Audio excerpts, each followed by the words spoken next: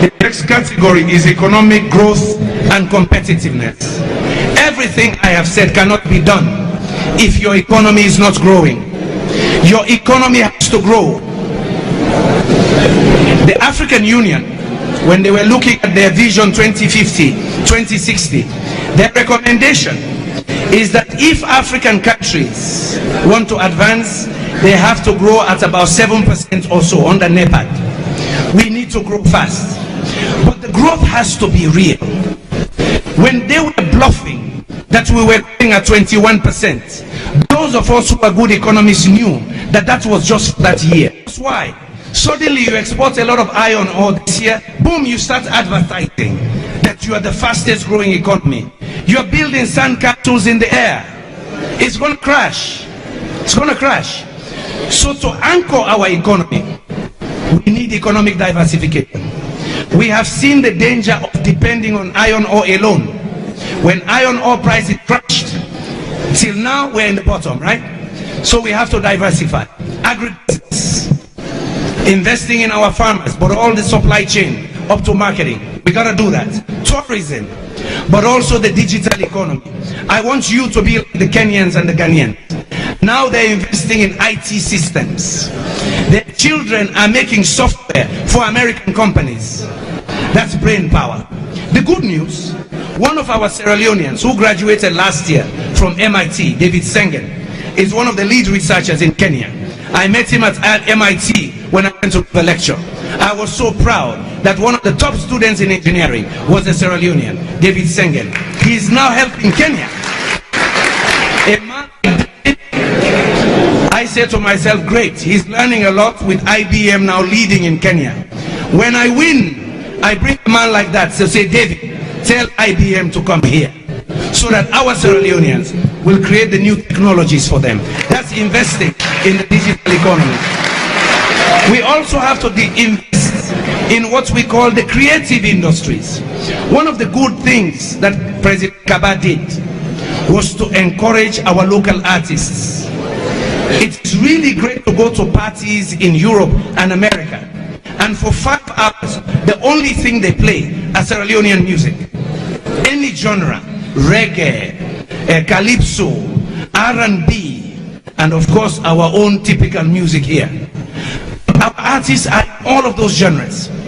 So yes, we have to invest in the creative industries. A good policy on the music industry, but helping them now go digital. We got to do it. Yes. So our one and only Cow Dinero, famous, Emerson and others, they can even go global bigger. We got to invest in them. So I talked about economic diversification there. Agribusiness, tourism, the digital economy. We will expand trade. We have to expand trade. We must trade with the rest of the world. Today we have a huge deficit. We import more than we export. So we have to look very closely at how we support our local companies to export more, because that gives us foreign exchange. It makes us less dependent on minerals alone. But you know, we need to know how much we're getting from the minerals. We need to know. We will publish for you revenues, so you know how much we make. Let me go back to governance. I forgot one thing. We will publish regularly. When we give money to ministries or to contractors, we will publish their names. We will tell you which projects we gave them money for, so you can also check whether they deliver the projects. Because the habit for the last 10 years is, you give the contractor the money, he takes some, he gives to the party, he gives to the guys who gave him the contract, and he doesn't build the structure. It is part of economic management, but it's also part of governance. So you want to know, who did we give the money to build the school? What kind of school? Who did we give the money for the water well? Where was he supposed to do it? So you will also be the economic police. So I talked about diversification, I talked about trade as well, and I talked about the creative industries. Of course, we need cost-effective, and I emphasize, cost-effective value for money energy and infrastructure projects.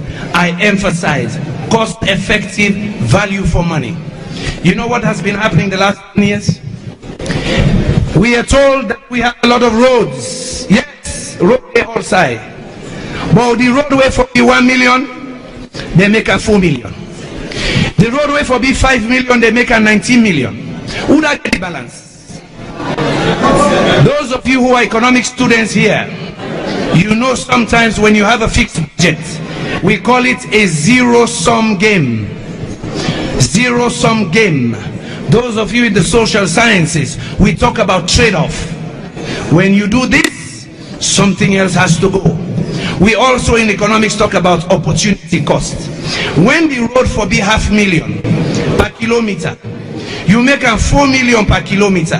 That balance money for use for build school and toilets, but somebody chopper. So I emphasize value for money. The accounting students will tell you what that means. It's not just to have roads. You can build roads and steal the money.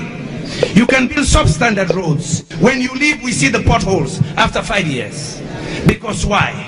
The contracts were not granted properly.